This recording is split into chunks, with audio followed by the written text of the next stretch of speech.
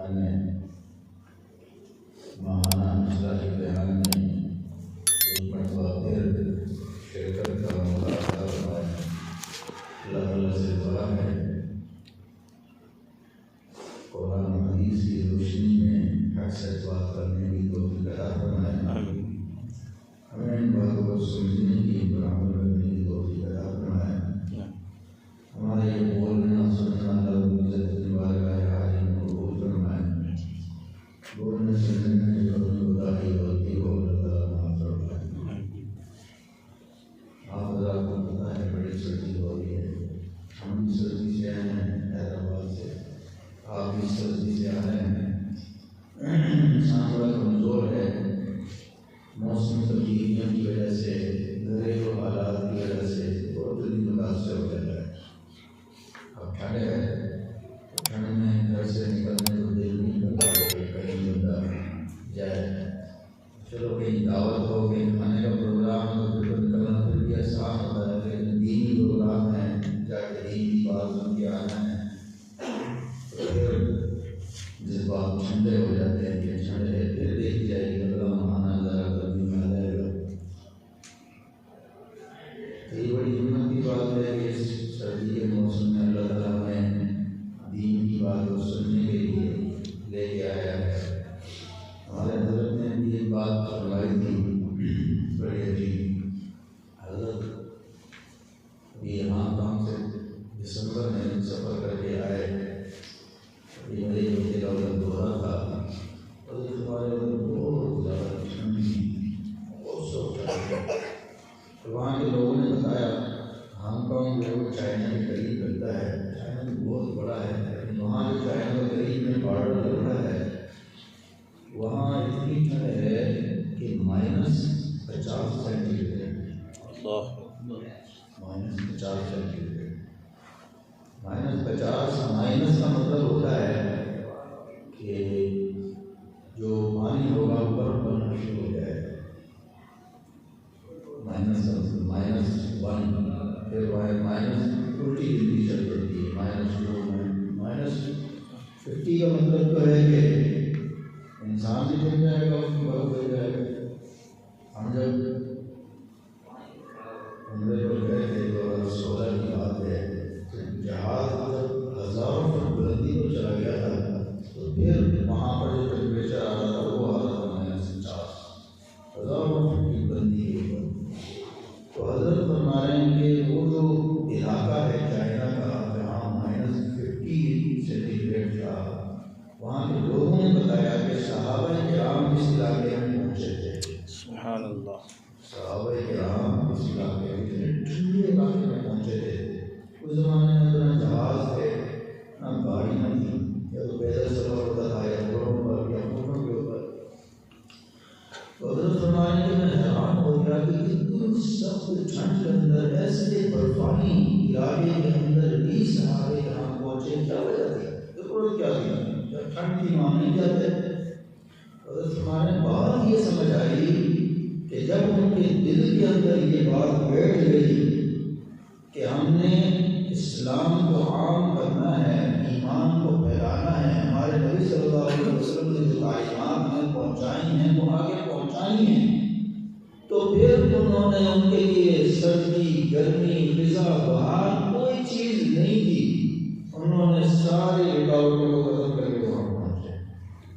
یہ ان کے اندر جذبہ تھا، ایمانی جذبہ ایسا ہے کہ جب یہ انسان کے دل کے اندر داخل ہو جاتا ہے نا، پھر انسان کو کسی اور کام کا چھوڑتا ہی نہیں، پھر انسان کو ایک ہی رو لگی ہوتی ہے، ایک ہی رو لگی ہوتی ہے، بس اللہ کی رضا کے لیے کام کرنا ہے۔ کسی شاعر نے بڑی عجیب بات کی ہے، کہتا ہے خدا کے نام پہ سب کچھ لٹا کے بیٹھ گئے، خدا کے نام پہ سب کچھ لٹا کے بیٹھ گئے، قلندروں سے زمانے میں تاجری نہ ہوئی۔ قلندر تھے نا، اللہ سے ایسی محبت، ایسا تعلق، تجارت کرنے کے لیے بیٹھے، اللہ کا نام سامنے آیا دے دیا، اللہ کا نام سامنے آیا دے دیا، سب کچھ لٹا دیا، تجارت کر نہیں سکے۔ جن کے دل کے اندر ایمان داخل ہو جاتا ہے، رج بس جاتا ہے، ان کے لیے حالات موسم، ٹھنڈ، گرمی، گھریلو حالات، خاندانی حالات، ملکی حالات، وہ اس کام میں لگے ہوتے ہیں۔ تو یہ بھی اب ٹھنڈ ہے، اللہ تعالیٰ ہمیں بھی ایسی ہمت عطا فرمائے۔ ہم تو باقی بڑے کمزور ہیں، ذرا سی ٹھنڈ ہو تو متاثر ہو جاتے ہیں، گرمی زیادہ ہو جائے تو متاثر ہو جاتے ہیں۔ بہرحال رجب کا مہینہ شروع ہوا ہے، چل رہا ہے، آدھا ہو گیا ہے، اور آگے شعبان کا مہینہ، پھر رمضان کا مہینہ، آگے یوں سمجھ لیں کہ نیکیاں کمانے کا سیزن آ رہا ہے۔ رجب کا مہینہ بھی برکت والا ہے، شعبان کا مہینہ بھی برکت والا ہے، پھر رمضان تو سارے مہینوں کا سردار ہے۔ وہ کہتے ہیں لوٹ لگی ہوئی ہے، سیل لگی ہوئی ہے، اللہ تعالیٰ نے سیل لگائی ہوئی ہے، کرو تھوڑی سی نیکی کرو، بڑا بڑا جو ثواب ہے۔ تو ہمیں چاہیے کہ ہم اس وقت سے فائدہ اٹھائیں اور جس طرح دنیاوی تجارت ہے، دینی تجارت کو بڑھائیں، دینی کاروبار کو بڑھائیں۔ دینی کاروبار کیا ہے؟ دینی کاروبار نیک اعمال ہیں، نیک کام کرنا ہے، ذکر اذکار ہے، نمازیں ہیں، روزے ہیں، اخلاق ہیں، نیکیاں ہیں، تقویٰ ہے، اس کے مطابق زندگی گزاریں۔ ہمارے نبی صلی اللہ علیہ وسلم کو اللہ تعالیٰ نے اس مہینے میں بڑا اونچا مقام عطا فرمایا، جس کو معراج کہا جاتا ہے، اور اللہ رب العزت نے وہ مقام ہمارے نبی کو عطا فرمایا کہ کسی نبی کو، کسی ولی کو، انسان کو، جنات کو، فرشتوں کو، کسی کو وہ مقام عطا نہیں فرمایا۔ وہ مقام اللہ دیتا ہے معراج میں اللہ تعالیٰ کا دیدار، یہ وہ مقام ہے جس کی آج تک اللہ تعالیٰ کو کسی نے دیکھا ہی نہیں، دیکھ نہیں سکتے، نہ انسان، نہ جنات، نہ شیاطین، نہ فرشتے، کسی میں ہمت طاقت ہی نہیں ہے۔ جبرائیل علیہ السلام اتنا قریب ہے نہیں دیکھا جائے، انہوں نے بھی فرماتے ہیں آپ صلی اللہ علیہ وسلم سے ایک پریوار نے پوچھا کہ تم نے کبھی اللہ تعالیٰ کو دیکھا؟ کہا میں اللہ کے سب سے زیادہ قریب ہوں، لیکن میرے اور اللہ تعالیٰ کے درمیان بھی 70 پردے ہیں، اور ایک پردہ اتنا بڑا ہے، اتنا موٹا ہے کہ 500 سال کی مسافت میں جا کے کھڑے ہو جائے، اتنا فاصلہ ہے، دیکھ نہیں سکتے، دیکھ بھی نہیں سکتے، ہمت بھی نہیں، طاقت بھی نہیں ہے۔ تو یہ فضیلت، یہ درجہ ہمارے نبی صلی اللہ علیہ وسلم کو اللہ تعالیٰ نے عطا فرمایا۔ لیکن آج کل ہمارا یہ بھی ایک مزاج بن گیا ہے، ہمارے نبی کی شان بیان کرتے ہیں، اچھی بات ہے، کرنی چاہیے، لیکن پیچھے جو ہمارے نبی نے اس کے لیے تکلیفیں اٹھائیں، جو پریشانیاں اٹھائیں، جو صبر کیا ہو، اس کو وہ یاد ہی نہیں آئے۔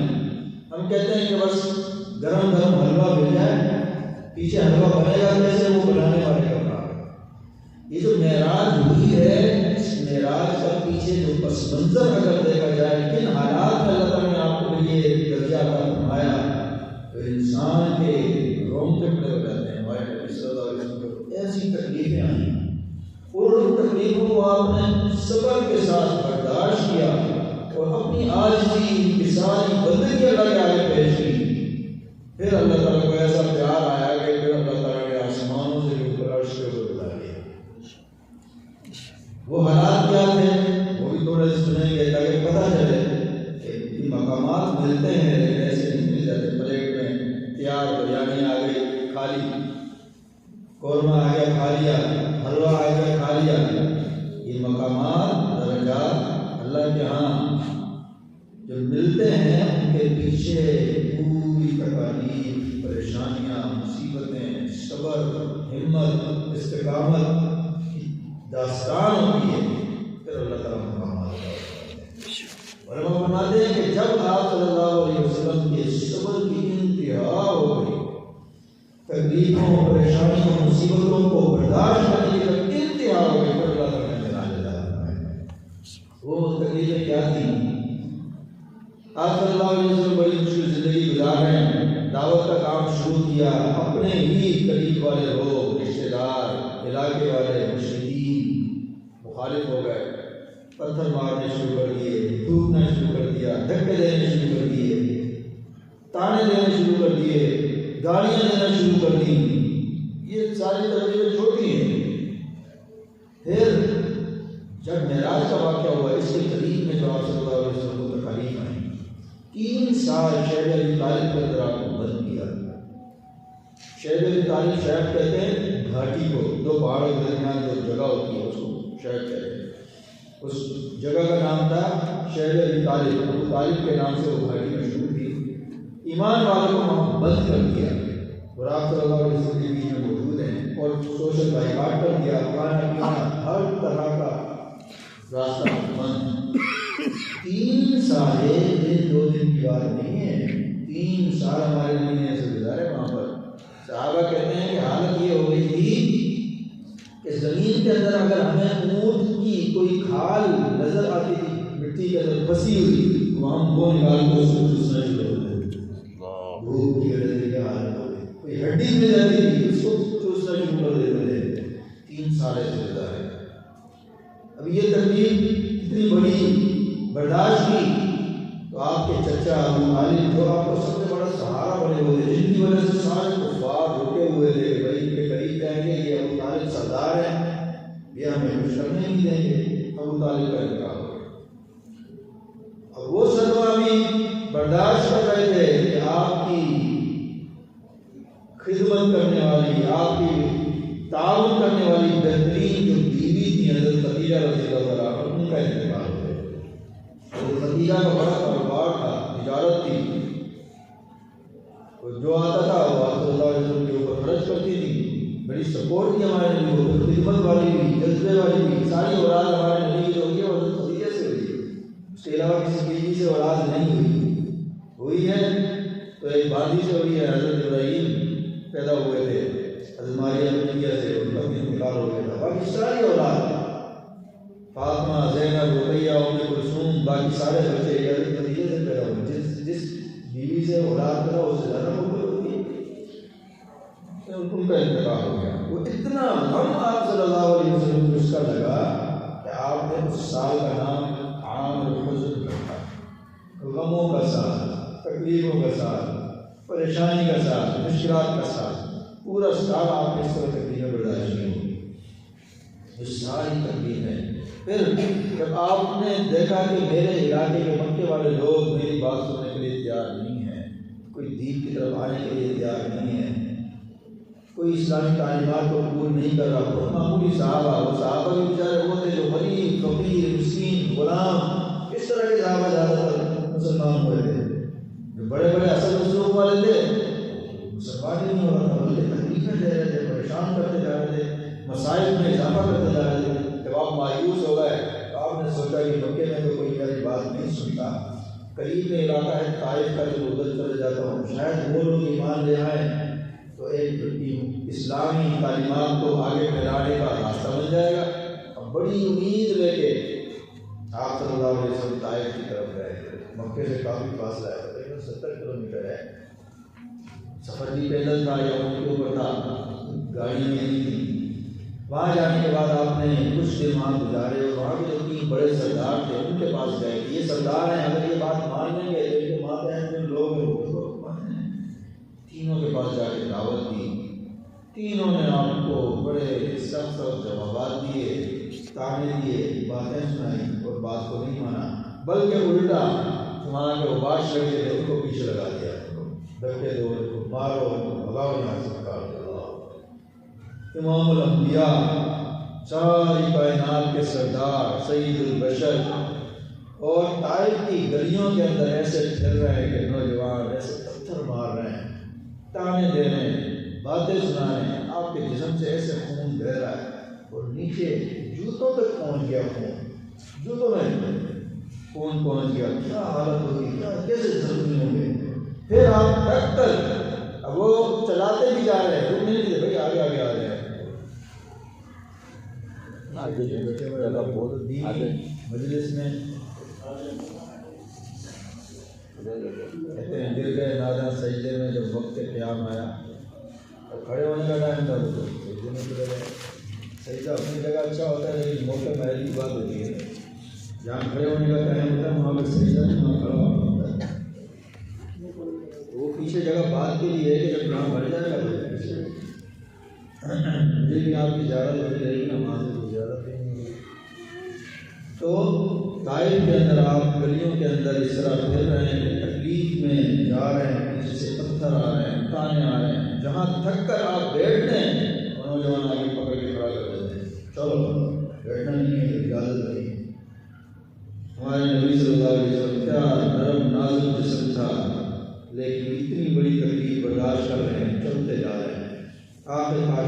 باہر آ گئے، سارا جسم لہو لہان ہے، ساتھ صلی اللہ علیہ وسلم کے منہ بولے بیٹے زید میں حادثہ ساتھ تھے، انہوں نے جسم کو دھویا، خون صاف کیا، ایک باغ میں جا کے آپ بیٹھے بڑے غمگین۔ اب اتنی تکلیف اٹھانے کے بعد دین کی خاطر ہم سے کوئی ہمیں کوئی تانا دے دے تو ہم سے سب کو گالی دیتے ہیں، برا بھلا کہتے ہیں، اس کی ایسی تیزی اس کام میں لگایا، پھر جنہوں نے بھیجا ہوتا ہے ان کو بھی برا بھلا کہتے ہیں، اس کام میں لگا دیا، مجھے وہ کوئی کام نہیں ہے۔ لیکن آپ عاجزی کا پے کر اتنی تکلیف اٹھانے کے بعد، اتنے غم برداشت کرنے کے بعد، جسم خون سے لہو لہان ہے، تانے سنے ہوئے ہیں، اس کے بعد جب اکیلے ہو کر باغ میں پہنچے ہیں تو وہاں اللہ تعالیٰ سے جب فریاد کی ہے، باتیں کی ہیں، اللہ اکبر، آپ کی وہ جو گفتگو ہے وہ آپ کی عاجزی انکساری کی انتہا ہے۔ اللہ تعالیٰ سے شکوہ کر رہے ہیں، شکوہ کیا کر رہے ہیں؟ یہ شکوہ نہیں کر رہے یا اللہ اس کام میں لگا دیا مجھے، ان کی ایسی جیسی کر دے یہ باتیں نہیں، فرمایا میری کا اشکو ذوق قوتی تو قلت حیلتی کہوانی علی الناس، کہ اللہ میں آپ سے شکوہ کر رہا ہوں، میں بڑا کمزور ہوں، بڑا کمزور ہوں کہ میں کام نہیں کر پا رہا ہوں، قلت حیلتی، مجھے تدبیر کرنا نہیں آتی کہ میں بات کیسے کروں، کیسے ملوں، کیسے ان کو دین کی طرف بلاؤں، کہوانی علی الناس، اور لوگوں کے دلوں کے اندر میری بکات نہیں ہے، وہ میری بات ہی نہیں سنتے ہیں۔ اتنی عاجزی کی بات ہے کہ یہ نہیں کہہ رہے لوگوں کا قصور ہے، یہ نہیں کہہ رہے کہ اللہ نے کس کام میں لگا دیا ہے، اپنی عاجزی، میں بڑا کمزور ہوں، میں نالائق ہوں، بیکار ہوں، میں کر ہی نہیں سکتا ہوں، مجھے آتا ہی نہیں ہے، بڑا کمزور ہوں، مجھے کرنے کا طریقہ نہیں آتا، یہ ساری باتیں کی ہیں۔ اور پھر یہ کہہ رہے ہیں کہ اللہ اگر آپ کسی حال میں مجھ سے راضی ہیں تو بس میری راضی ہوں، ٹھیک ہے میں خوش ہوں، لیکن پھر بھی اگر میرے ساتھ عافیت والا معاملہ کرے تو وہ زیادہ بہتر ہے۔ میں اس بات سے ڈرتا ہوں کہ ایسا نہ ہو کہ آپ مجھ سے ناراض ہو جائیں، میرے اوپر آپ کا عذاب ہو جائے، یہ باتیں آپ کر رہے ہیں۔ وہ عاجزی اللہ کو پسند آئی، جبرائیل علیہ السلام کے اوپر بادل آیا، بادل کے اندر جبرائیل علیہ السلام نظر آیا آپ کو، اور آپ ایسے اوپر دیکھا بادل کے اندر جبرائیل کہہ رہے ہیں کہ اے اللہ کے رسول، یہ پہاڑوں کے فرشتے اللہ نے آپ کے پاس بھیجے ہیں، ان بات سنیں، وہ پہاڑوں کے فرشتے آئے، حکم کریں، ہم پہاڑوں کے فرشتے ہیں، یہ جو طائف کی وادی ہے ہم دو پہاڑوں کو ملا کے ان کو سب کو ختم کر دیں، انہوں نے آپ کو اتنا پریشان کیا دلی نہیں دی، موقع تھا بڑا زبردست، ہمیں کوئی گالی دے کہتے ہیں کہ اس کی جو ٹانگ ٹوٹ جائے، اس کا ہاتھ ٹوٹ جائے، اس کی ایسی ہو جائے، اس کا خاندان تک ہو جائے، اتنی آپ کو تکلیفیں پہنچائی ہیں، مہمانی تک نہیں کی، بات تک نہیں سنی، پھر اس کے باوجود بھی آپ نے کہا، کیا کہا؟ آپ نے فرمایا کہ اگر یہ لوگ مسلمان نہیں ہوئے، میں اللہ سے امید کرتا ہوں کہ ان کی نسلوں میں آگے لوگ مسلمان ہوں گے، دین کا کام کریں، اور آپ نے فرمایا اللہم اغفر لقوم فإنہم لا یعلمون، میری قوم کو معاف کر دے تو پتہ نہیں، معاف کر دیا سب کو، اور کہا کہ ان کے اندر سے آگے اللہ تعالیٰ بڑے لوگ پیدا کر دیں گے۔ اب دیکھیں آج سارا تاریخ مسلمان ہے نا، آخر نسلیں اگر اس وقت وہ ختم ہو جاتے کیا ہوتا؟ پھر آگے کوئی نسل ہی نہیں چلتی، کوئی سلسلہ ہی نہیں چلتا، مسلمان ان سے پہلے ہی نہیں ہوتے، وہ مکافر تھے لیکن آگے اللہ نے مسلمان پیدا کر دیے۔ کہتے ہیں محمد بن قاسم جو تھا وہ بھی طائف کا تھا۔ اب دیکھیں ہمارے اوپر جو احسان ہے وہ محمد بن قاسم کا ہے، ہم جو آج مسلمان ہیں محمد بن قاسم کی برکت ہے، اس نے یہ پورا سلم طے کیا تھا تو ہم مسلمان ہوئے ہیں۔ یہ بھی ہمارے نبی کی طائف کے اندر بد دعا نہ کرنے کی برکت ہے کہ آج ہم یہاں مسلمان بیٹھے ہو گئے۔ اتنی تکلیفیں برداشت کی، اتنا عاجزی، اتنی انکساری اختیار کی، حالات آپ کے آگے پیچھے اتنے تنگ ہیں، یہ ساری آزمائشیں آپ کے اوپر آئی ہیں، اور اللہ تعالیٰ نے ڈالی ہیں آزمائشیں، کوئی اور ڈال سکتا ہے؟ اللہ تعالیٰ کی طرف سے تربیت کی معاملات تھے۔ آج میں عشاء کی نماز پڑھانے لگا، اللہ تعالیٰ نے عجیب دو تین باتیں ڈالی تو میں حیران ہو گیا کہ جو اللہ کے راستے میں چل رہے ہوتے ہیں نا، یہ اللہ تعالیٰ ان کو ضائع نہیں کرتا، جو اللہ کے راستے میں اللہ کی رضا کے لیے چل رہے ہوتے ہیں، دو صفات اگر وہ اپنے اندر اختیار کر لیں ان کو اللہ ضائع نہیں کرتا۔ سورہ یوسف کے اندر اللہ تعالیٰ فرماتے ہیں اِنَّهُ مَن يَتَّقِ وَيَصْبِرْ فَإِنَّ اللَّهَ لَا يُضِيعُ أَجْرَ الْمُحْسِنِينَ۔ جو تقوی اختیار کرے اور صبر کرے تو اللہ تعالیٰ ایسے احسان کرنے والوں کو کا بدلہ اعمال کو ضائع نہیں کرتے، ایسے لوگوں کے اجر کو ضائع۔ دو صفات، ایک تقوی اور دوسرا صبر۔ تقوی کیا ہے؟ اللہ تعالیٰ کی نافرمانی نہیں کرنی، چھوٹی ہو بڑی ہو، ظاہری ہو باطنی ہو، کسی طرح کی ہو۔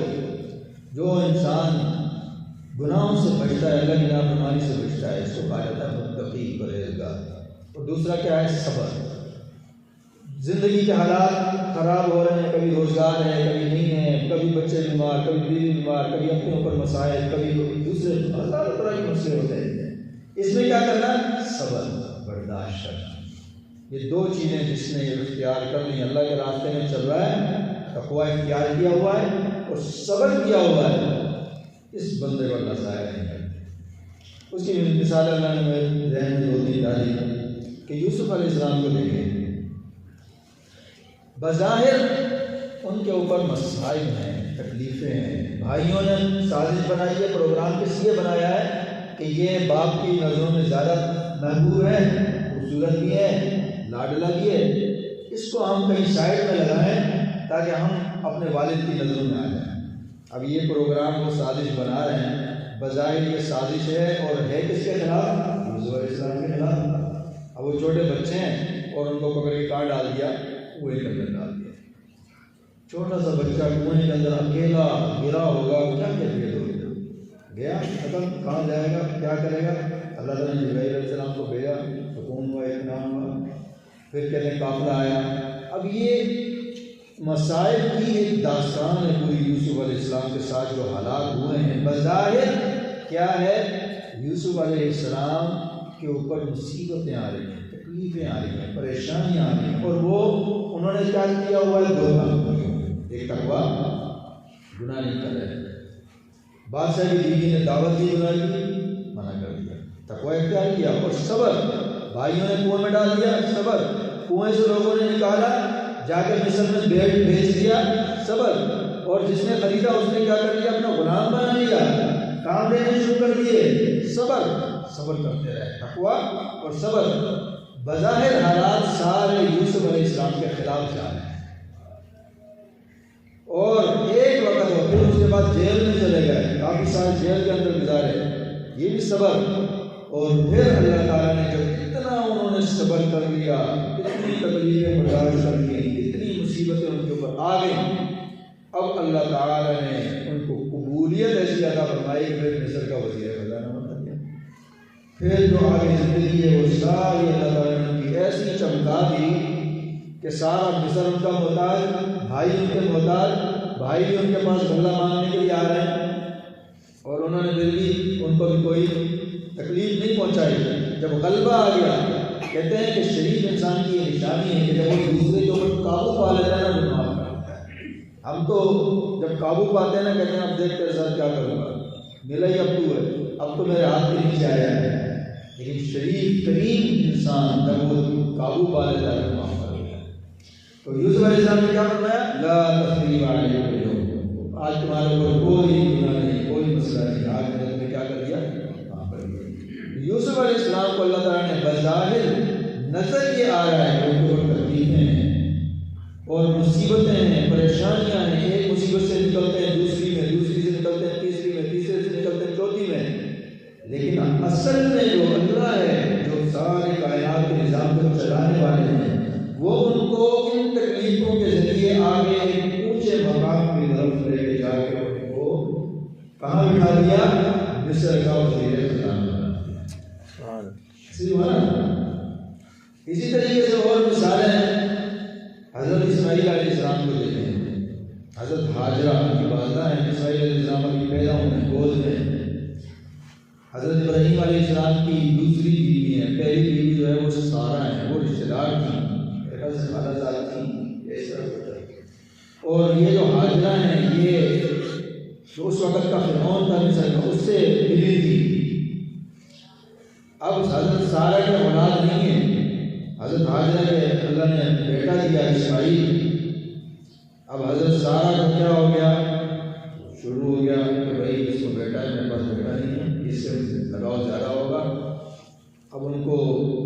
پریشانی ہونا شروع ہو گئی. اب انہوں نے ان کو سختی کرنا شروع کی. حضرت حاجرہ رضی اللہ عنہا کے اوپر پریشان کرنا شروع کر دیا. آخر کار انہوں نے کہا کہ ابراہیم علیہ السلام کو یہاں پر یہ رہے گی اپنے اب بظاہر حضرت حاجرہ کے اوپر سخت حالات ہیں. اسماعیل علیہ السلام کے لیے سخت حالات ہیں. گھر کو چھوڑنا پڑ رہا ہے, شوہر سے دور جا رہی ہیں. اب ابراہیم علیہ السلام بھی برداشت کر رہے ہیں. دونوں بیویاں ایک جگہ ہوتی سکون سے رہتا. ایک بیوی کہتی کہ نہیں یہ میرے ساتھ رہے اس کو لے جاؤ. اب وہاں سے فلسطین سے بیت المقدس گیٹ کے وہاں رہتے تھے, وہاں سے حضرت ابراہیم علیہ السلام کو لے کے چلے ہیں اور اتنا کٹھن سفر وہاں سے کیا ہے مکے تک کا. اور وجہ کیا ہے کہ بھائی بیوی نے کہا کہ اس کو میرے پاس نہیں کرنا ہے. بظاہر سارے حالات ان کے خلاف ہیں, تکلیفیں ہیں, پریشانیاں ہیں, سفر مشقت, بچپنا بھی ہے, شوہر سے بھی دور ہو رہی ہیں, بچہ بھی شوہر سے دور ہو رہا ہے. اور ابراہیم علیہ السلام کو کہاں پر لے کے آ گئے؟ مکہ کے اندر لے کے آ گئے. اور کہاں چھوڑا؟ تٹیل وادی, نہ پانی کا نام و نشان, نہ زراعت, نہ درخت, نہ انسان, کچھ بھی نہیں, پتھر. سارے حالات کیا جا رہے ہیں؟ الٹ جا رہے ہیں. مصیبتیں, تکلیفیں, پریشانیاں. لیکن وہ جو رب ہے اتنی بڑی کائنات کو بنانے والا, اس نے اسماعیل علیہ السلام کو مکے کا مالک بنانا تھا, آگے پورا سسٹم چلانا تھا, آخری نبی صلی اللہ علیہ وسلم کو ان سے پیدا کرنا تھا. وہ دیکھیں کیا نظام بنایا ہوا ہے. چھوٹے سے بچے ہیں, ایڑیاں رگڑ رہے ہیں پیاز کی وجہ سے, اور اللہ تعالیٰ نے وہاں سے زمزم جاری کر دیا.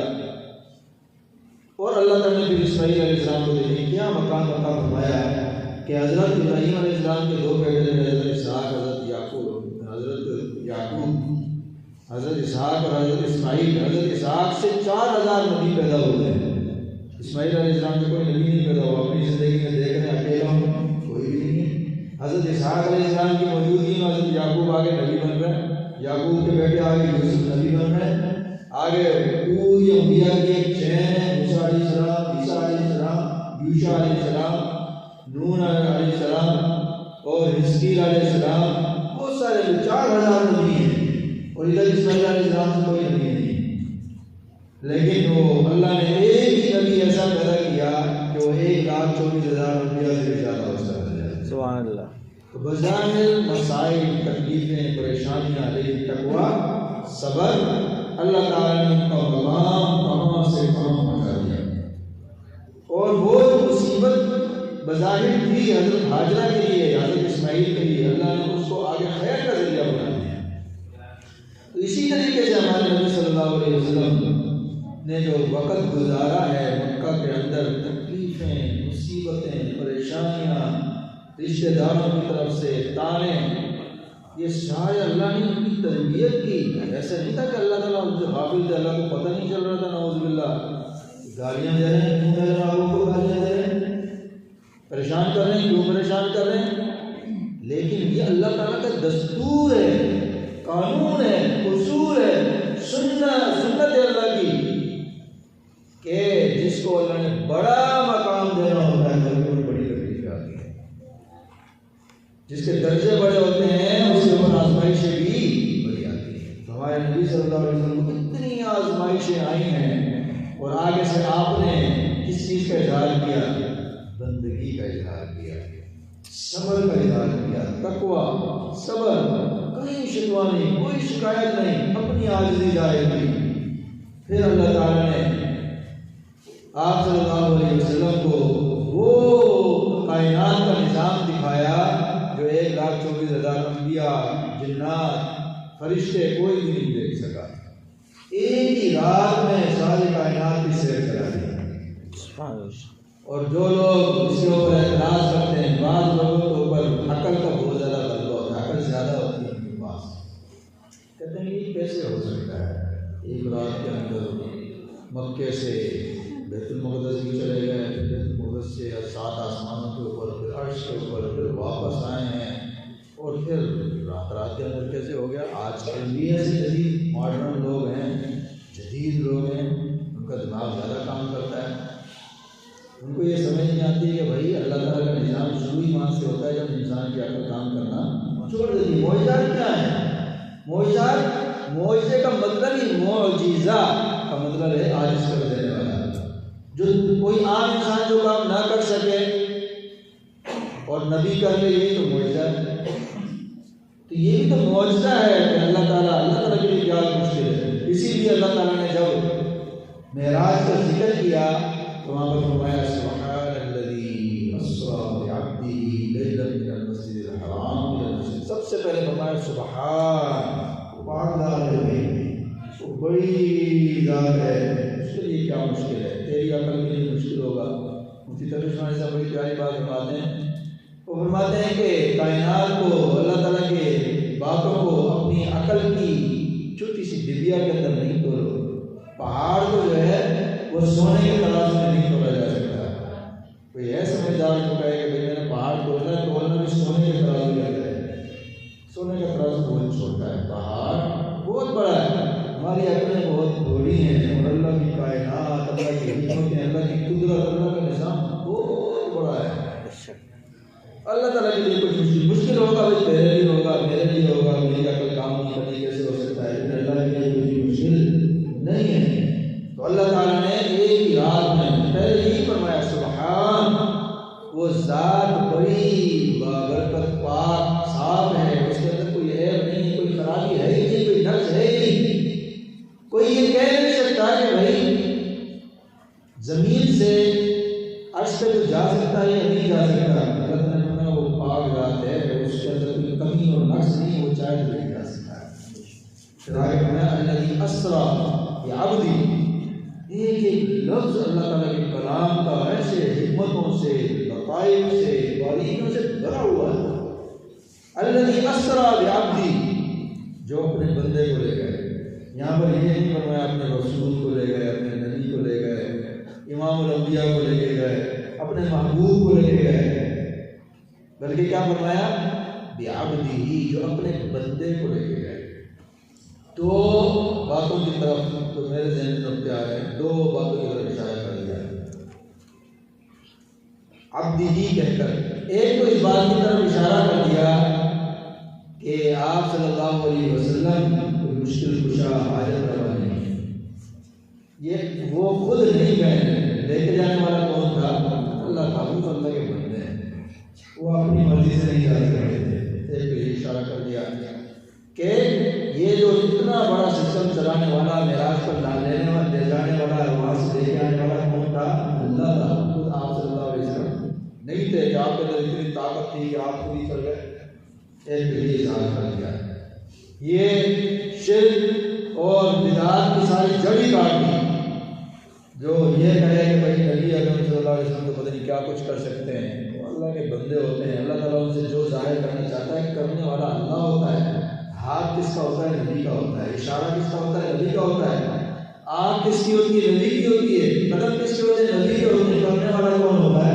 انشاء اللہ ہوتا ہے۔ وما رمیت اذ رمیت ولکن اللہ رمی، وہ جو آپ نے مارا وہ آپ نے نہیں مارا۔ الفاظ قرآن کے الفاظ پہ غور کریں، جو آپ نے مارا وہ آپ نے نہیں مارا۔ وما رمیت اذ رمیت، جو آپ نے مارا تھا وہ آپ نے نہیں مارا تھا، ولکن اللہ رمی، وہ اللہ نے مارا تھا۔ اس کے اندر جو تاثیر پیدا کی تھی وہ کس نے پیدا کی تھی؟ وہ اللہ نے پیدا کی تھی، وہ معجزہ تھا۔ تو یہاں پر بھی فرمایا، ایک تو یہ اشارہ کر دیا کہ آپ صلی اللہ علیہ وسلم تو اللہ کے بندے ہیں، ان کا کوئی کمال نہیں ہے۔ کمال یہ ہے کہ اللہ نے ان کو یہ مقام عطا فرمایا، لیکن وہ خود یہ کام نہیں کر سکتے تھے کہ اللہ نے ان کو معراج عطا فرمائی۔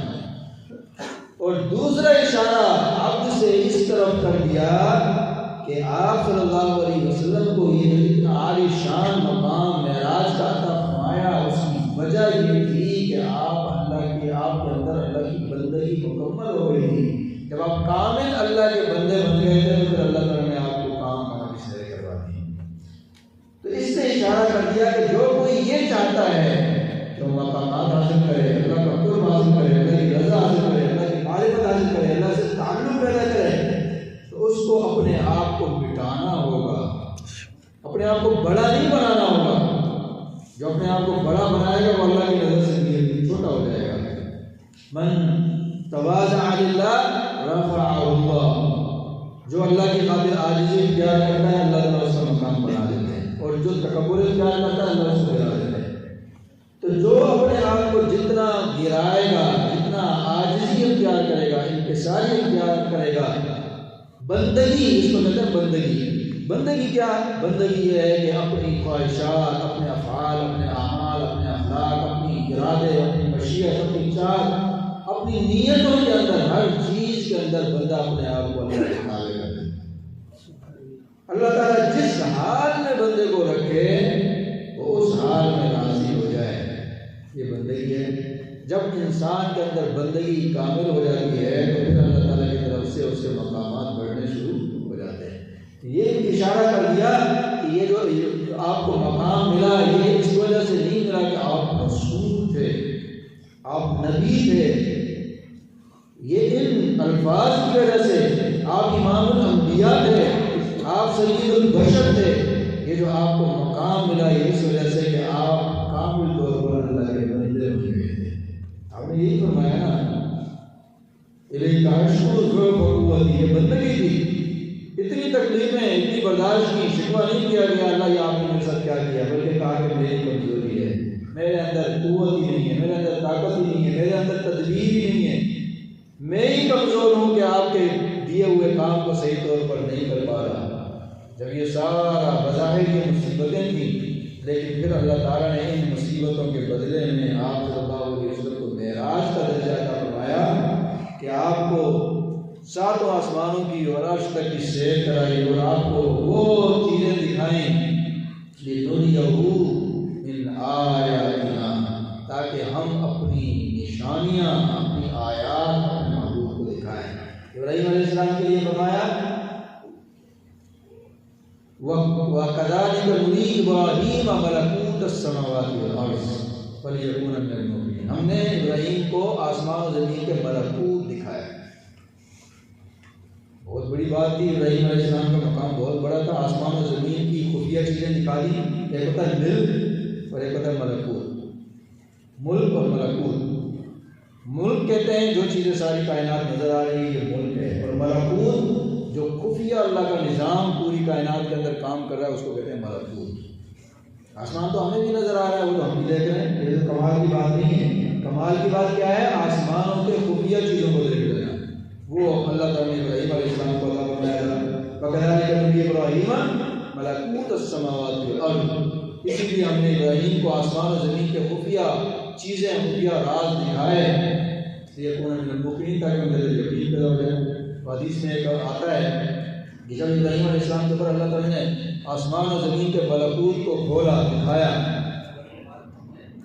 اب وہ کیسے دکھایا ہوگا وہ اللہ جانتا ہے اور ابراہیم علیہ السلام جانتے ہیں، ہم نے دیکھا نہیں، ہم کیسے سمجھیں گے؟ اللہ نے ان کو دکھایا، بتا دیا، ہم نے آسمان و زمین کے خفیہ چیزیں دکھائی۔ کیسے دکھائیں؟ یہ کیسے دکھائی ہوں؟ جس نے دیکھا ہوگا اسی کو پتہ ہے، جس نے دکھایا اس کو پتہ ہے۔ ہم تو بس یہ سمجھتے ہیں کہ اللہ نے ان کو دکھایا اور بڑا مقام عطا فرمایا۔ ملکوت السماوات والارض، تو کہتے ہیں کہ جب اللہ تعالیٰ نے ان کے اوپر یہ کائنات منکشف کی، زمین کے انہوں نے خفیہ چیزیں دیکھی، آسمان بھی دیکھی، تو انہوں نے اس نظر سے دیکھا ایک بندہ بڑے گناہوں میں لگا ہوا، زمین کی خفیہ چیزیں بھی دکھائیں نا۔ اب خفیہ چیزوں میں یہ بھی تھا کہ کون بندہ کیا عمل کر رہا ہے، اللہ تعالیٰ نے ان کے اوپر منکشف کر دیا۔ ابھی ہم یہاں بیٹھے ہیں، ہمیں نہیں پتہ امریکہ کے اندر کیا ہو رہا ہے، ہاں موبائل میں دیکھ سکتے ہیں کہ کیا ہو رہا ہے، لیکن یہ کشف نہیں ہے، یہ بھی کرامت نہیں ہے، یہ تو سارے دیکھ رہے ہیں، یہ اسباب کے ساتھ ہے، وہ بغیر اسباب کے۔ اللہ تعالیٰ نے ابراہیم علیہ السلام کو دکھایا کہ ایک بندہ بڑا گناہ کر رہا ہے، اب نبی تھے، متقی، پرہیزگار، دیکھ کے حیران ہو گئے، اتنا گناہ گار بندہ ہے، اتنا بدکار انسان ہے، ان کے لیے بدعا کر دیا اللہ اس کو تباہ کر دے۔ پریشان ہو گئے دیکھ کے اتنا گناہ گار، اب ہم تو دیکھ نہیں رہے نا لوگوں کو کیا گناہ کر رہے ہیں، ہمارے سامنے کوئی کرے گا تو ہم بھی پتہ نہیں کیا کچھ کر دیں گے۔ انہوں نے بدعا کر دی، ابراہیم علیہ وہ اس کا ہلاک ہو گیا، بدعا قبول ہو گئی۔ ابراہیم علیہ السلام مستجاب الدعوات تھے۔ اب اگلے دن پھر دوسرے بندے کو دیکھا، وہ کسی بڑے گناہ میں لگا ہوا ہے، اللہ نے کو دکھا دیا اب اس کے لیے جب ہاتھ اٹھانے لگے دعا کے بد دعا کے لیے تو اللہ تعالیٰ نے وہی کی، ابراہیم آپ مستجاب الدعوات ہیں، خیال کریں کیا کر رہے ہیں، بد دعا کر رہے ہیں، ایک ہلاک ہو گیا، دوسرے کے بارے میں کیا کر رہے ہیں، بد دعا کر رہے ہیں، آپ مستجاب الدعوات ہیں، میرا اپنے بندوں کے ساتھ الگ الگ معاملات ہیں، میرے اپنے ہر بندے کے ساتھ 3 طرح کے معاملات ہیں۔ ایک تو یہ ہے کہ وہ توبہ کر لے، گناہ کیا توبہ کر لے، معاف کر دوں گا، معاملہ ختم ہو گیا، ہلاک ہو گیا تو پھر تو توبہ بھی نہیں کر سکا نا بھائی، اس نے توبہ کر لی، میں نے معاف کر دیا۔ دوسرا یہ ہے کہ اس نے توبہ نہیں کی، اس کے بعد آنے والی اس کی نسل میں مسلمان پیدا ہو جائیں گے، یہ بھی تو فائدے کی بات ہے کہ چلو وہ توبہ نہیں کر سکا، آگے اس کی اولاد کوئی نیک نکل آئی۔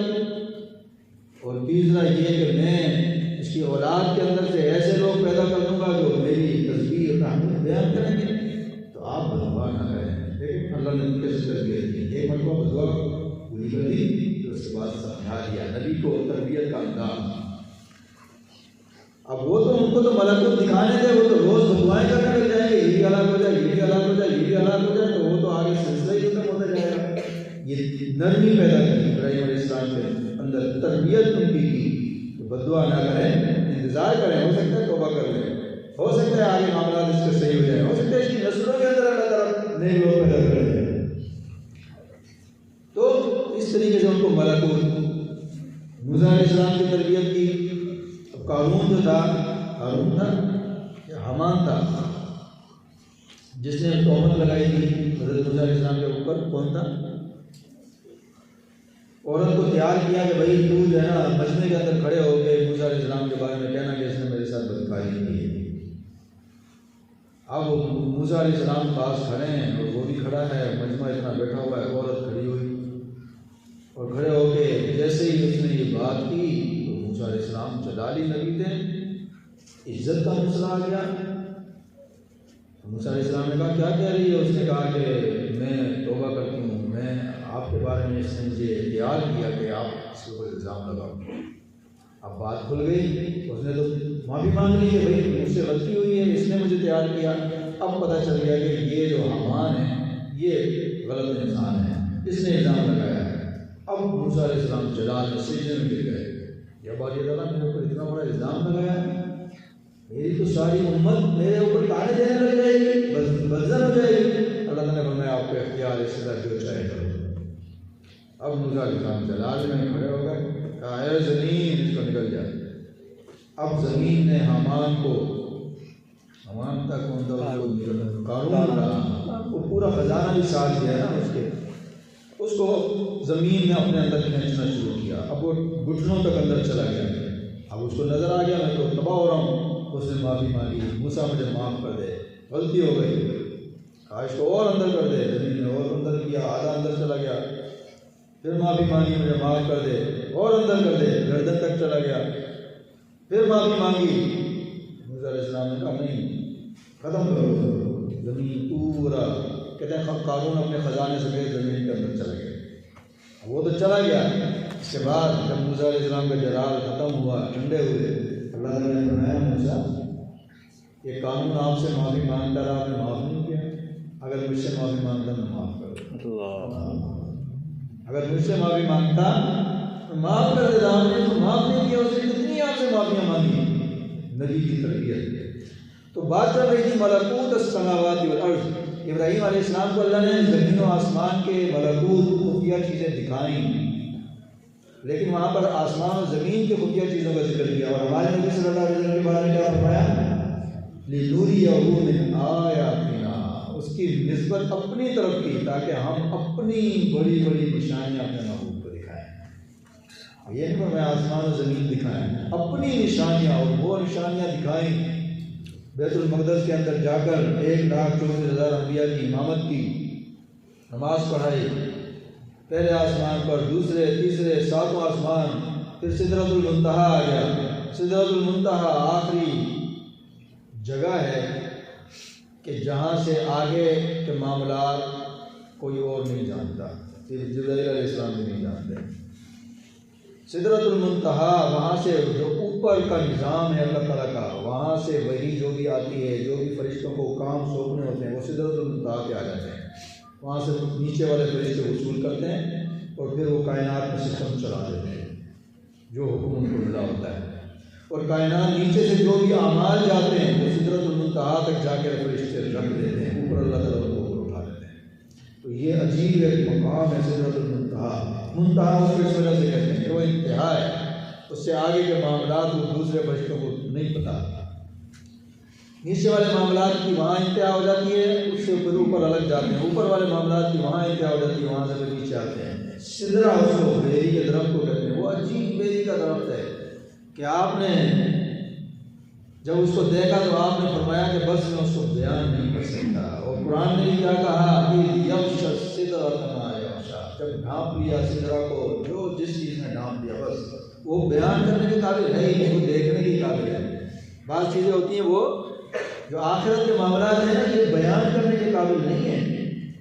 ما لا عین رأت ولا اذن سمعت ولا خطر علی قلب بشر، وہ ایسا سسٹم ہے کہ وہ نہ آنکھ نے کبھی دیکھا ہے، نہ کسی کان نے سنا، نہ دماغ میں آ سکتا ہے، آ ہی نہیں سکتا کسی کے دماغ میں، وہ ایسے معاملات ہیں۔ ایک بزرگ نے کہا اپنے تعلق والوں کو جب میں مر جاؤں تو میں تمہیں قبر کے بعد جا کے قبر کے حالات بتاؤں گا۔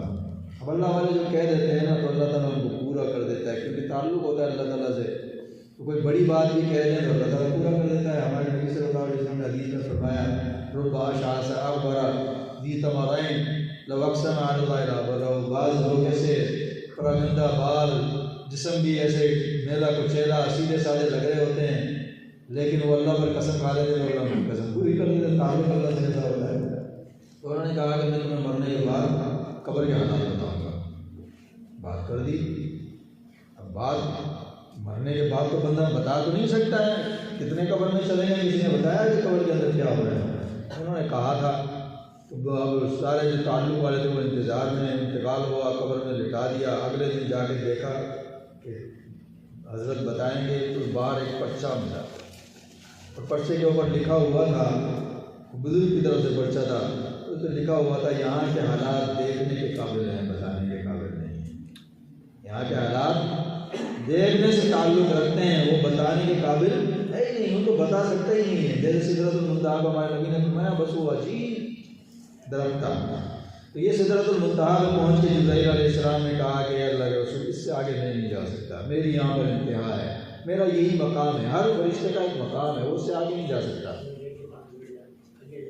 اور اس سے آگے اس کی ترقی بھی نہیں ہو سکتی۔ ترقی اس وجہ سے نہیں ہو سکتی کہ اس کے اندر گناہ کا مادہ نہیں ہے۔ یہ بھی اللہ تعالیٰ کی ہمارے اوپر نعمت ہے کہ ہمارے اندر گناہ کا مادہ ہے۔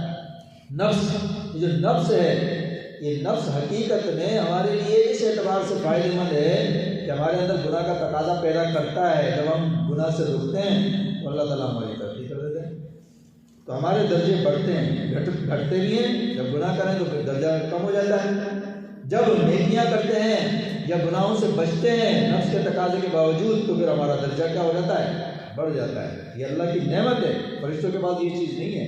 فرشتوں کے مقامات مقرر ہیں، جس کا اللہ نے پہلے آسمان کا مقام رکھ دیا بس وہ اس سے دوسرے آسمان پہ نہیں جا سکتا، جو دوسرے آسمان والا ہے تو تیسرے پہ نہیں جا سکتا، جس کا جو مقام ہے وہ وہیں، اس سے آگے بڑھ ہی نہیں سکتا، کیوں؟ ان کے اندر وہ صلاحیت ہی نہیں ہے۔ تو جبرائیل علیہ السلام کا جو مقام تھا انہوں نے کہا اللہ کے رسول اگر اس سے اوپر تھوڑا سا بھی میں بڑھوں گا جل جاؤں گا، ختم ہو جاؤں گا، آگے آپ نے جانا ہے۔ اس سے آگے اللہ رب العزت نے آپ صلی اللہ علیہ وسلم کو آگے تک لے کے گئے، ملاقات ہوئی، دیدار ہوا، باتیں ہوئیں، تو یہ سارا معراج کا واقعہ پیش آیا۔ تو یہ ساری نعمتیں اب آپ صلی اللہ علیہ وسلم کو تکلیفوں کے بعد اللہ تعالیٰ نے عطا فرمائیں، اور وہ جو معراج کا واقعہ پیش آیا وہ اس رجب کے مہینے میں، اس میں مختلف اقوال ہیں۔ بات کو سمیٹتے ہیں کہ رجب کے مہینے کے اندر 27 رجب کے بارے میں کہتے ہیں کہ جو معراج ہوئی، تو اس کے حساب سے لوگوں کے اندر مختلف خرابیاں ہیں، اس کو دور کرنا چاہیے۔ ایک یہ ہے کہ وہ سمجھتے ہیں کہ یہ 27ویں جو شب ہے یہ عبادت والی، فضیلت والی رات ہے، لہٰذا کیونکہ اس میں معراج ہوئی تھی لہٰذا اس میں عبادت کریں گے تو زیادہ ثواب ملے گا، اور اگلے دن جو دن ہے وہ 27 رجب کا دن ہے کیونکہ اس دن معراج ہوئی تھی، رات میں ہوئی تھی تو وہ پورا دن بھی فضیلت والا ہو گیا، لہٰذا اس نے روزہ رکھیں گے تو اس کا بھی زیادہ ثواب ہو جائے گا۔ یہ غلط ہے اور یہ درست نہیں ہے۔ وہ کس وجہ سے؟ وہ اس وجہ سے کہ فضیلت والا کسی دن یا رات کا ہونا یا مہینے کا ہونا، یہ فضیلت والا ہم نہیں بنا سکتے کسی چیز کو۔ جس چیز کو اللہ نے فضیلت والا بنا دیا وہ فضیلت والی ہو گئی، جس کو اللہ نے فضیلت والا نہیں فرمایا وہ فضیلت والی میرے اور آپ کے کہنے سے نہیں ہو سکتی۔ فضیلت والے جو دن ہیں یا راتیں ہیں ان کی دو قسمیں ہیں۔ آپ کو خلاصہ بتا رہا ہوں، یہ میں نے کہیں بات پڑھی نہیں ہے لیکن جو میں سمجھا ہوں، جس غلط فہمی کی وجہ سے ہم یہ کر رہے ہوتے ہیں۔ دیکھیں فضیلت کسی دن یا رات یا مہینے کی جو فضیلت ہے اس دو قسمیں ہیں۔ ایک قسم فضیلت کی وجہ یہ ہے کہ آپ صلی اللہ علیہ وسلم نے فرمایا ہو کہ یہ فضیلت والا دن اور رات ہے، اس میں جو اعمال کیے جائیں گے اس کا ثواب زیادہ ملے گا۔ ایک قسم فضیلت کی یہ ہے۔ دوسری قسم فضیلت کی وجہ کسی دن یا رات یا مہینے کی یہ ہے کہ اس دن یا رات یا مہینے میں کوئی بڑا واقعہ پیش آیا تو اس واقعے کی طرف نسبت کر کے کہتے ہیں بھائی یہ عظیم الشان واقعہ اس میں پیش آیا، اس لیے یہ فضیلت والا دن ہے یا رات یا مہینہ ہے۔ تو یہ جو دو طرح کی فضیلتیں ہیں، اس میں جو ہمیں حکم ہے وہ اس رات میں عبادت کرنے کا یا نیکی کرنے کا حکم ہے جس میں ہمارے نبی نے فرمایا کہ یہ اعمال کرو، اس میں زیادہ ثواب ملے گا۔ جس رات کو یا دن کو یا مہینے کو فضیلت کسی کام کی وجہ سے کوئی واقعہ ہوا، وہ واقعہ فضیلت والا ہے، اس کی وجہ سے وہ دن قیامت تک فضیلت والا نہیں ہوگا یا رات قیامت تک فضیلت والی نہیں ہوگی۔ اس کا ایک مثال سے سمجھیں، جیسے معراج کا واقعہ ہے، کہتے ہیں کہ 27 رجب کو پیش آیا، تو ہمارے نبی صلی اللہ علیہ وسلم کی زندگی میں بہت سارے ایسے واقعات ہیں بڑے بڑے جو پیش آئے ہیں۔ بھائی دیکھو غزوہ بدر ہوا، بہت بڑا عظیم شان واقعہ ہے اسلامی تاریخ کا، جہاں سے اسلام اور کفر کا مقابلہ ہوا۔ اگر اسلام اس وقت ہار جاتا تو ختم ہو جاتا، دین ختم ہو جاتا، صحابہ ہی ختم ہو جاتے۔ یہ بہت بڑا ایک ٹرننگ پوائنٹ تھا کہ جہاں سے اسلام کو دوبارہ سے عروج ملنا شروع ہوا ہے، غزوہ بدر ہوا ہے۔ اب وہ غزوہ بدر جس دن ہوا، ہم کہیں وہ فضیلت والا دن ہے اس وجہ سے کہ وہ غزوہ بدر اس دن ہوا، وہ اس دن فضیلت تھی جس دن غزوہ بدر ہوا تھا، لیکن اب اس دن اعمال کرنے سے وہ عمل زیادہ نیکی والے نہیں ہوں گے۔ غزوہ احد ہوا ہے، غزوہ تبوک ہوا ہے، غزوہ احزاب ہوا ہے، کتنے غزوات ہیں، کسی نہ کسی دن میں ہوئے نا، کسی نہ کسی رات میں ہوئے، کسی نہ کسی مہینے میں ہوئے۔ تو اس اعتبار سے تو ہر مہینے میں کوئی نہ کوئی فضیلت ہوگی، لیکن اس کی وجہ سے ہم اس دن اور رات میں عبادت کرنے سے اجر و ثواب میں اضافہ نہیں ہوگا۔ نماز ملی ہے کسی نہ کسی دن رات میں ملی ہے، روزہ ملا ہے، زکوٰۃ ملی ہے، حج ملا ہے، تو اسلامی تاریخ کے بہت سارے واقعات اس طرح فضیلت والے پیش آئے ہیں، اس کی وجہ سے ہم اس دن اور رات کو عبادت کرنے کی وجہ سے اجر و ثواب نہیں ملے گا۔ اجر و ثواب ان دنوں اور راتوں میں اور مہینوں میں ملے گا جس کے بارے میں ہمارے نبی نے فرمایا کہ یہ فضیلت والے دن ہیں، اس میں عبادت کرو گے تو اجر و ثواب زیادہ ملے گا۔ لہٰذا اس شب معراج کے بارے میں کچھ نہیں فرمایا ہمارے نبی نے، اور شب معراج کے بارے میں یہ اختلاف ہے۔ پہلے تو مہینہ یقینی نہیں ہے، 5 اقوال علماء کے ہیں۔ علماء نے کہا ہے کہ 5 مہینے ہیں جس کے بارے میں کہا جاتا ہے کہ اس میں شب معراج ہوئی۔ کسی نے کہا کہ ربیع الاول میں ہوئی، کسی نے کہا کہ ربیع الثانی میں ہوئی، کسی نے کہا کہ رجب کے اندر ہوئی، کسی نے کہا رمضان کے اندر ہوئی، کسی نے کہا شوال کے اندر ہوئی۔ اب وہ شب معراج ہی مقرر نہیں ہے 5 مہینوں کا۔ پھر کس سال میں ہوئی ہے یہ بھی پکا نہیں ہے، کون سے سال میں ہوئی۔ ہمارے نبی صلی اللہ علیہ وسلم نے نبوت ملی ہے اور نبوت کے دوسرے سال ہوئی، تیسرے سال ہوئی، چوتھے سال ہوئی، 5ویں سال، وہ بھی مقرر نہیں ہے، اور تاریخ بھی مقرر نہیں ہے۔ اس وجہ سے اس دن کو یا رات کو اس اعتبار سے فضیلت والا سمجھنا ہے کہ وہ عبادت کرنے سے ہمیں زیادہ اجر و ثواب ملے گا، روزہ رکھنے سے زیادہ اجر و ثواب ملے گا، یہ درست نہیں۔ اب ایک بات رہ جاتی ہے کہ بھائی چلو ٹھیک ہے، اس کی فضیلت نہیں ہے، زیادہ اجر و ثواب اس میں نہیں ملے گا 27ویں شب کو، رجب کو، چلو پھر بھی عبادت تو ہے نا، نماز ہی پڑھ رہے ہیں، کوئی برا کام تو نہیں کر رہے ہیں، گناہ تو نہیں کر رہے ہیں، نیکی کر رہے ہیں، نماز پڑھ رہے ہیں، تلاوت کر رہے ہیں، ذکر اذکار کر رہے ہیں، یا اگلے دن روزہ رکھ رہے ہیں، روزہ تو اچھی چیز ہے نا. اب اس کا جواب رہ جاتا ہے. اس کا جواب یہ ہے کہ بھائی دیکھو، جس کام کو اسلام نے حکم نہیں دیا اس کو اس درجے میں آپ اگر سمجھ کے کرو گے تو یہی سب سے بڑی ہوتی ہے. اسی سے تو بدعات پھیلتی ہیں، اس سے تو خرابیاں پیدا ہوتی ہیں. آپ نیکی کا کام کر رہے ہو لیکن نیکی ویسے نہیں کر رہے جیسے اللہ نے حکم دیا ہے. دیکھیں مثال کے طور پر کوئی عید الفطر کے دن کہتا ہے کہ میرا دل کر رہا ہے آج سارے کھائیں گے پیئیں گے، میں اللہ کے لیے روزہ رکھوں گا. بڑا کام ہے نا روزہ رکھنا، فضیلت والا کام ہے. پورا دن سارے کھا رہے ہوں گے، وہ بھوکا رہے گا بیچارہ. کتنا فضیلت والا دن کام ہے روزہ رکھنا، اور وہ بھی عید کے دن جب سب کھا رہے پی رہے ہیں. ثواب ملے گا؟ کیا خیال ہے بتائیں؟ ثواب ملے گا؟ کیوں نہیں ملے گا؟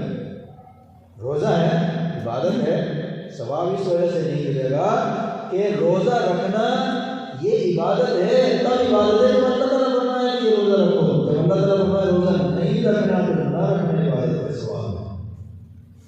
عید کے دن روزہ نہ رکھنا، کھانا، یہ عبادت، یہ ثواب ہے. اس لیے کہ وہ دن اللہ نے مہمانی کا رکھا ہے. بھائی میری مہمانی ہے، آپ کہہ رہے ہو میں تو نہیں کھاؤں گا، میں تو بھوکا رہوں گا، تو آپ اللہ کے حکم سے انکار کر رہے ہو. ہے وہ ثواب کا کام لیکن آپ نے اس کا انتخاب غلط دن میں کیا ہے. کوئی بندہ کہتا ہے کہ زوال کا وقت ہے، میرا دل کر رہا ہے میں اس وقت بھی نماز پڑھوں. زوال کے وقت نماز پڑھنا منع ہے نا. ہمارے نبی نے فرمایا کہ بھائی زوال کے وقت نماز نہ پڑھو، یہ شیطان کی عبادت کا وقت ہے. اب کوئی کہتا ہے کہ میں تو زوال کے وقت نماز پڑھوں گا. نماز تو عبادت کا کام ہے نا، ثواب کا کام ہے. لیکن زوال کے وقت اگر وہ نماز پڑھتا ہے اسے ثواب ملے گا یا گناہ ملے گا؟ گناہ کیوں مل رہا ہے بھائی؟ نماز اتنی بڑی عبادت، کیوں اس کو گناہ مل رہا ہے؟ وجہ یہ ہے کہ نماز میں ثواب نہیں ہے، اللہ کے حکم میں ثواب ہے. نماز تب ثواب ہے جب اللہ تعالیٰ فرمائے کہ نماز پڑھو. جب اللہ تعالیٰ فرمائے نماز نہیں پڑھنی، اب نہ پڑھنے میں ثواب ہے. ایسے ہی ہے نا. لہٰذا زوال کے وقت اگر کوئی بڑے جوش میں آ کے نماز پڑھ رہا ہے تو اس کو ثواب نہیں ملے گا، بلکہ الٹا گناہ ملے گا کہ اس نے اللہ کے حکم کی نافرمانی کی. حج ہے، حج کو کب کرنا ہے؟ ذی الحج میں کرنا ہے. کوئی کہے کہ میرا تو دل کر رہا ہے اتنا بڑا حج ہے، میں رمضان میں حج کر کے آؤں گا.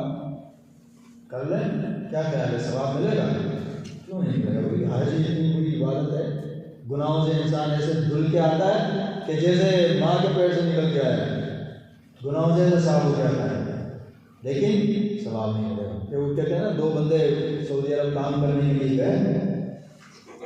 ہمارے لوگ مسلمان سیدھے سادے ہوتے ہیں.